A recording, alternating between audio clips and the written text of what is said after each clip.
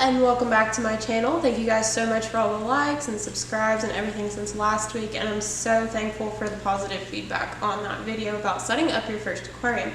If you missed that one, I'll go ahead and link it up here, there, one of these. I'll go ahead and link that for you to go back and check that out, because before we get into stocking, you're definitely going to want to make sure that your tank is set up and prepared for fish. I just want to discuss why it's important that you research stocking.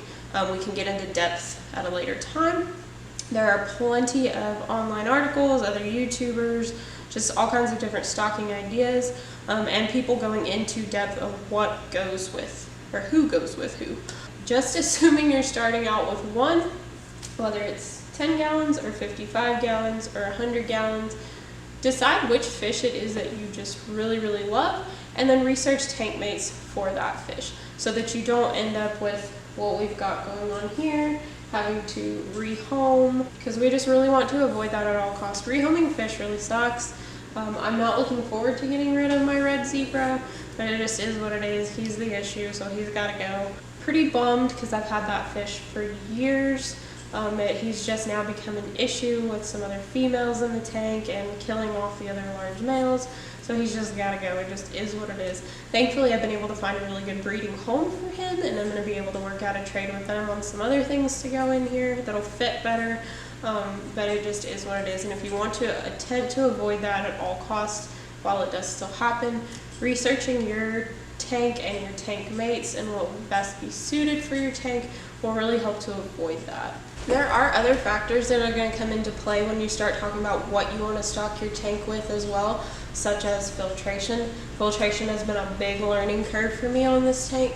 If you decide on something like cichlids that produce a lot of waste and are something that you're going to want to overstock in an attempt to keep down that aggression, because it just breaks up line of sight and there's a lot of traffic congestion, and really overstocking, especially with something like the mbunas, really helps to break down that aggression. So you end up with a lot of very wasteful fish in not a small aquarium, but in a habitat that suits them. You're going to need twice the filtration, kind of just again a rule of thumb, as the size aquarium. So I originally had this just set up with a 55-gallon hang-on back on the back. Once I learned that I needed twice the filtration, I upgraded to 90, so almost twice the filtration. And I learned again the hard way that the hang-on back is just not enough filter media, like we talked about with that beneficial bacteria, for these fish. And I thought maybe that was why I had lost the 3 fish that I had recently. Again, I think a lot of it is still probably back to that guy. So I am thankful that there is always a silver lining, and while the filtration issue may or may not have been the hang-on back, it definitely led me to jumping off the deep end and getting that canister filter, which really has still been a lot healthier for these fish. It also led me to get the bubbler. I really thought that with that hang-on back being twice as large as it needed to be, that there was enough current and water flow, keeping the surface agitation and the oxygenation in this tank where it needed to be. Again, in an attempt to figure out why the heck my fish were dying with perfect water parameters, I just added the bubbler, and they have been a lot more active, and the power head on this keeps a lot of surface agitation going, but that just really helps. So again, just make sure that you've got the proper setup for the fish that you decide to stock. Take into consideration when you go to the pet store that the little tag under each species that has a recommended minimum tank size, I have noticed, is about 20 gallons off.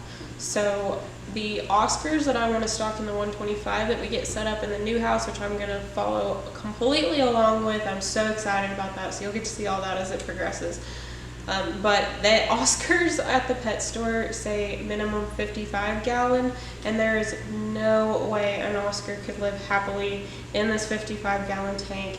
They get way larger than this tank is wide. They wouldn't even be able to turn around properly.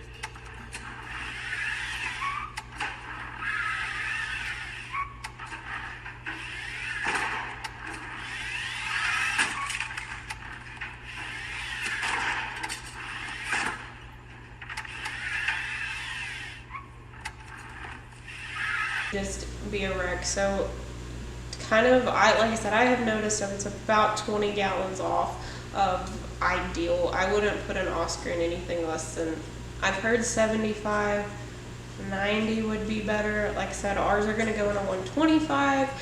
So take that into consideration. Make sure that what you want is going to be able to live happily in your aquarium, and that you don't overlook their max length, because when they're little bitty and you find them in the pet store, just understand that some things that they carry in pet stores still get much larger. Look out for things like Oscars, clown loaches, bala sharks. They're this big in the pet store, and the max length on them is like 14 inches, and that 14-inch bala shark is not going to fit in the 10-gallon or the 20-gallon that you bought it to go in at the pet store. So just to kind of give you guys some ideas, I'm already kind of been over what's in this. It's more of a peaceful Mbuna tank, hopefully getting more peaceful, but I'm going to go ahead and go over my 10-gallon for you as well, just to show you like what really pretty, peaceful, fun fish you can have in a more reasonable sized aquarium.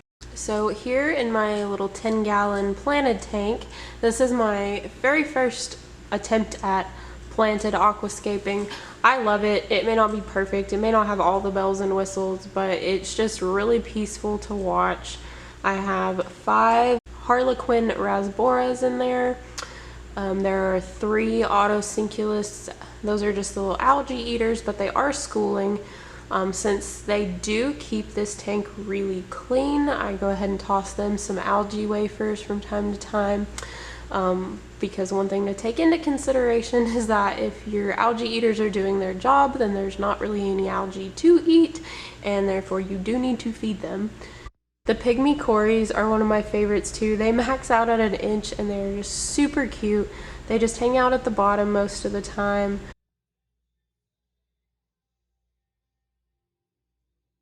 So this is where research comes in again as well, because typically speaking, you're going to be told that you can't keep a beta with anything else. He was the only thing in here for a little bit before I started adding fish. I did do a fishless cycle on this tank, which we talked about in the last video. So when I started adding fish, I did it very slowly to let that beneficial bacteria catch up. So I did get him and add him in there, and he was just really lethargic.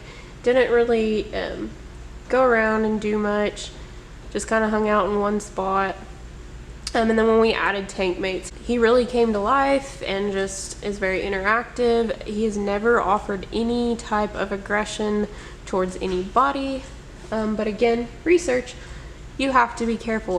Guppies or angels or anything else that might be labeled as a community fish but has big colorful veil type fins, you're going to run into an issue, just because the beta is going to see that as a big display, maybe a threat, and they might pick at them a little. When that fish doesn't fight back, it's not going to really pose an issue, but he might just pick on them, so it's not really that great of an idea. The little rasboras I love. They have been really kind of a neat schooling fish. They add a lot of color and movement to the tank. Just to sum everything up, do your homework before stocking your aquarium. Be sure that you have the ability to accommodate the fish that you decide to keep. Research appropriate tank mates, filtration, substrate, decorations, and tank size. And understand that this is a learning process, and a lot of aspects are open to a little bit of experimentation. Don't forget to like, subscribe, and click the notification bell so you don't miss out on any content. Comment any questions or topic ideas below, and I will get back to you. Thank you guys so much, and I'll see y'all all next week when we discuss tank maintenance.